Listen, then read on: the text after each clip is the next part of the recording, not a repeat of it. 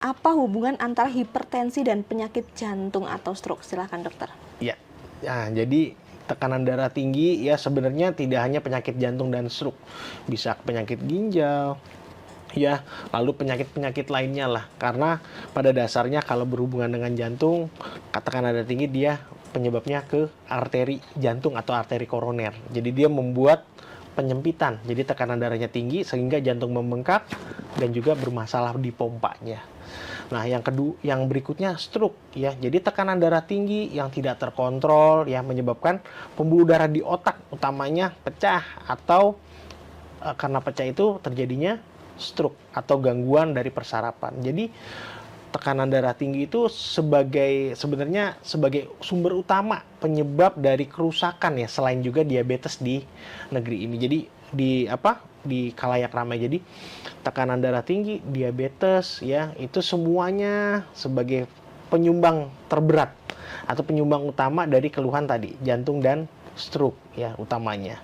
Jadi memang kalau kita punya tekanan darah tinggi, kalau bisa dikontrol itu menghindari kita terjadinya penyakit jantung dan stroke.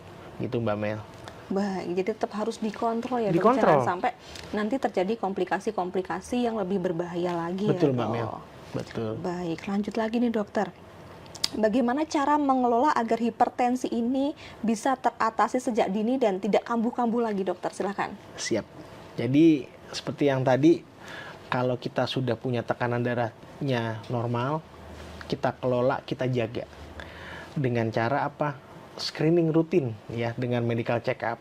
Lalu apabila kita sudah mempunyai tekanan darah tinggi, jangan lupa selain konsultasi ke dokter, kita rubah gaya hidup kita.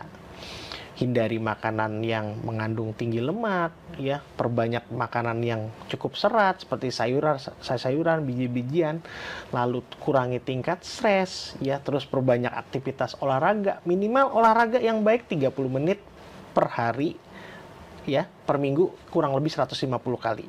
Jadi kalau kita olahraganya konstan ya, tidak usah lama-lama, 30 menit aja ya. Saya kadang-kadang menganjurkan ibu bapak olahraga, tapi saya sendiri susah olahraga. Tapi kita mau nggak mau kita harus tanamkan ke pasien bahwa penting olahraga. Lalu berikutnya pola air putih minum ya. Jadi kita perbanyak air putih, fungsinya buat sirkulasi dalam tubuh dan tidak terjadi dehidrasi.